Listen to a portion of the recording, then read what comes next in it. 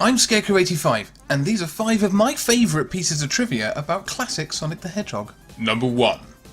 Eggman was originally the hero. Okay, so no, he wasn't. I mean, he was designed as a hero. He wasn't necessarily the hero of Sonic the Hedgehog, but Dr. Eggman's original conception came about as when Sega was trying to come up with a main character for their new mascot. They already had Alex Kidd. It was not doing great. Mario was really sort of kicking the butts of every other game out there at the time, and Sega thought they had to compete. They had to come up with something cool and interesting and new. Obviously, mustachioed, overweight characters were all the rage at the time, so one of the designers came up with this design for a lead character who looked a little bit like President Roosevelt.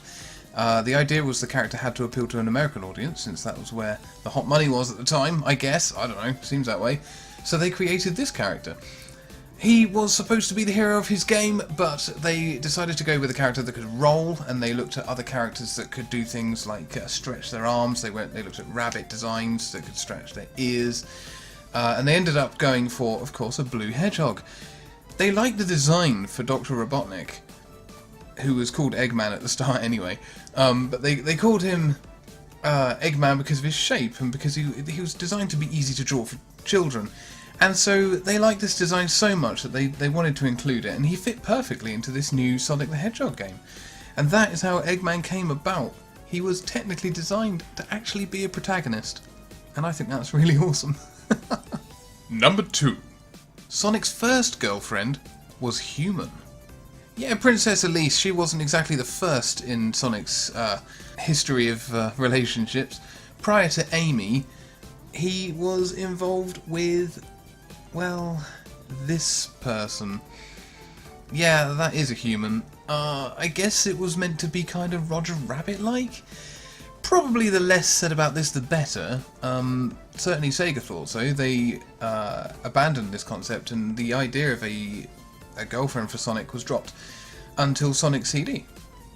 And the attitudes had changed a little bit, and Amy was designed and came along, and very much for the betterment of the series, it's got to be said. Most people agree that Amy is an awesome character, or she can be, and I'm very glad to have her in the series. I think it's weird that Sega revisited the concept of a human girlfriend for Sonic in Sonic 06. It was doomed from the start, given that it was a design that they rejected originally. It really wasn't a good idea. Most people agree it did not work. But there was precedent for it, and it was this character, and it came right at the beginning.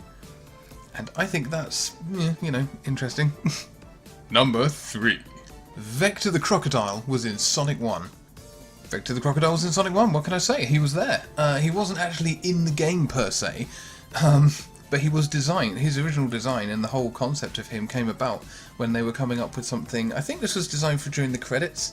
Sonic was going to be seen playing as part of a band. And there's this little motley crew of animal characters playing various instruments, and a crocodile with headphones. There he is. I mean, what can I tell you? That's Vector, which makes Vector one of the oldest Sonic characters. He's been around since the beginning, same as Sonic and Eggman. But the band itself never actually appeared in any Sonic game. Vector was disused until Knuckles Chaotix.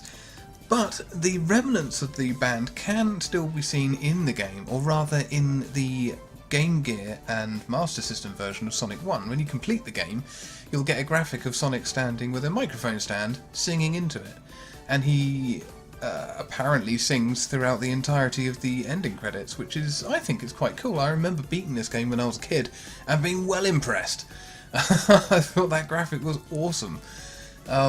So, unfortunately, he was sans the band, but Sonic was still there singing, and it's the only time we've ever seen him do that.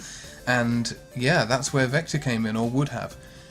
Also, worth noting, that Vector does still perform kind of as part of a band during Sonic Heroes when they do their big smash attack thing. I can't remember the proper name for it.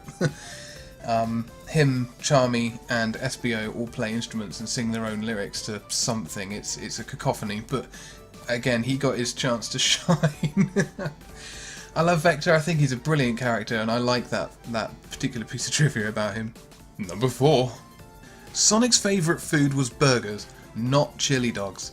Now this is something that's bothered me actually for some time. Not really, but just on a sort of personal level, because the Sonic that I grew up with and the Sonic that I read about in the manuals to the games was always described as liking burgers. Because he runs around a lot, he has a high metabolism, so he can eat junk food. In fact, specifically, it's better if he does eat high carbs and an awful lot of junk food, because he burns it so quickly when he's running.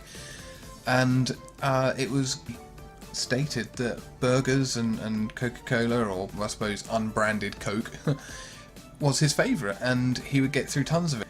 It's a weird thing to pick up on, and I know it's not exactly the most important piece of trivia, but I did think it was an interesting one nonetheless, and one that I don't think you'll find listed in any other list. So there you go.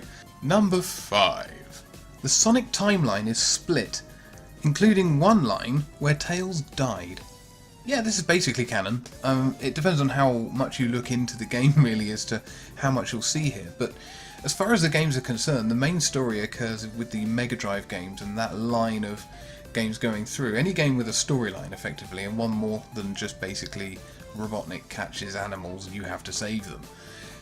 One of the additional timelines could be considered to be the handheld games, which may or may not be in the main timeline. They seem to sort of parallel the existing timeline. So I see them as being kind of like alternate takes, alternate versions of the same stories, or perhaps even like prequels or something. It's really hard to say. But if you get Sonic 2 for the Mega Drive, for the Game Gear wrong, if you don't get all the Chaos Emeralds and finished, it's heavily implied that Tails did not make it. Sonic runs into a field, looks up into the night sky and sees the visage of Tails twinkling in the stars, which is a distinctly kind of, you see that in movies and stuff when someone's mourning a deceased friend. Given the peril that Tails was in and the fact that this is the bad ending, it does come across very strongly that Tails died in that timeline. And we know that there are other diversions from the timelines as well, since they introduced time travel into the Sonic series around about the time of Sonic Generations, and it's been in the series ever since. I've actually got a theory about the Sonic entire canon being split into 3 main lines, very similar in fact to how the Zelda timeline is organised. It's not even remotely official. I mean, certainly Sonic messing with the timeline is official. It happened in Sonic Generations and Sonic Forces, and we've seen it overlap into some of the other games. But I think there's a very strong argument for there actually being some distinct timelines occurring, which would explain, for example, how Sonic 4 and Sonic Mania can both technically be Sonic 4. Because Sonic Mania, when Sonic gets into the lift, you can see the order of the games goes Sonic 1, Sonic 2, Sonic 3 and Knuckles, Sonic Mania. There's no mention of Sonic 4. But Sonic 4 does canonically come 4th. So, for example, that would be an example of how the timeline has split, because Sonic Mania is affected by Sonic Forces in the future, after Sonic's time travelled. So it created a split. There's now 2 Sonic 4s. There's 2 versions of events. One where Sonic was visited by himself in the future, and one where he wasn't.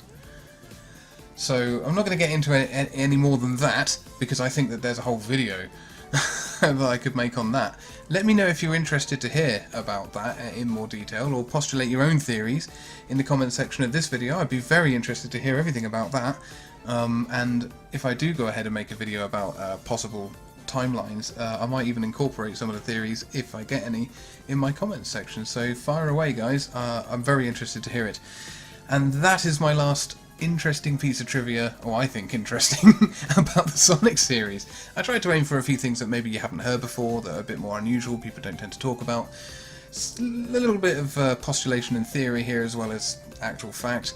And I hope it was entertaining and interesting to you. It certainly is to me. Sonic is a really interesting character, and the games, I mean, there's so much I could have talked about here.